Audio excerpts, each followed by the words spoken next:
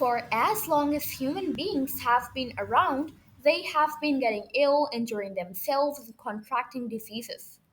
However, we are lucky today to be alive in a time of great scientific and medical knowledge that was unfortunately not always the case. Throughout history, going to the doctor was often more risky than just taking your chances with your illness. Poor hygiene standards, toxic medicines, and a general misunderstanding of human anatomy all led to some creative, ultimately dangerous medical practices. Hey guys, so today we're discussing old medical practices that did more harm than good. So let's get into the video. Number one, mercury. Today, mercury is known as potentially toxic element that can be harmful in large doses. However, that wasn't always the case. From the 16th all the way up to 20th century, mercury was welcomed as a healing drug and regularly prescribed by doctors and consumed by ill people. Because of its purging capabilities, doctors believed that it could cure everything from constipation to parasites, the flu, and even melancholy. Calomel, the powder version of mercury, was prescribed through the 20th century. However, ingesting mercury can also lead to lung damage and kidney toxicity, and many people undergoing this treatment died of mercury poisoning. In the case, the cure rarely was worse than the disease. Number two, trepanation. Trepanation is one of the oldest medical practices in human history. For over 5,000 years, humans have attempted to cure head pain, skull trauma, and even neurological diseases by drilling holes in the patient's skull. Less extreme versions involve simply scraping or cutting smaller sections of the skull. Evidence of trepanation has been found worldwide, including Europe, China, Russia, and America.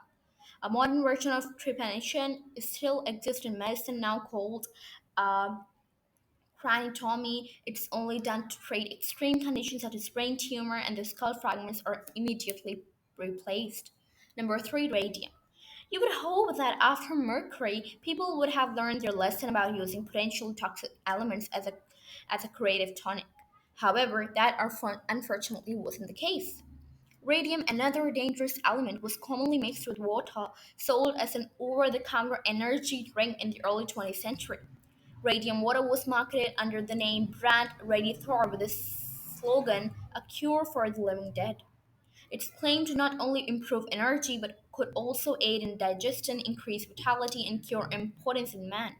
Despite the fact that adverse health effects of radium were already known as early as 1930, Radiator remained a popular drink throughout the 1920s until the federal government forced an end to its production in 1932.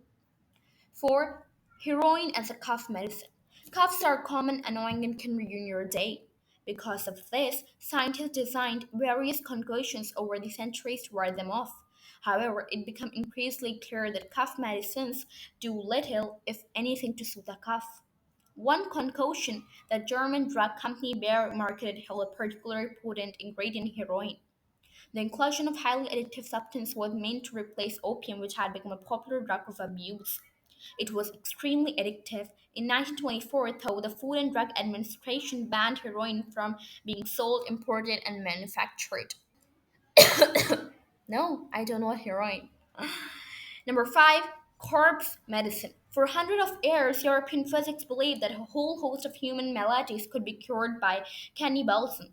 Peaking in popularity in 16th and 17th centuries, doctors prescribed everything from blood to ground up skull to their patients. When rubbed on the outside of the body, it was believed that human fat could relieve aches and cure gout, while a tincture of ground up skull mixed with alcohol could help cure epilepsy. Consuming fresh blood was thought to aid in a general health and vitality. Everyone from lay people to royalty believed in the idea that corpses retained the spirit of the person who had passed. Therefore, anyone who consumed human remains could gain some of their former strength. As wearisome as it might sound, corpse medicine remained a popular course of treatment for centuries, with the last known occurrence happening in 1908. The history of medicine is full of crazy, questionable, and sometimes downright dangerous practices.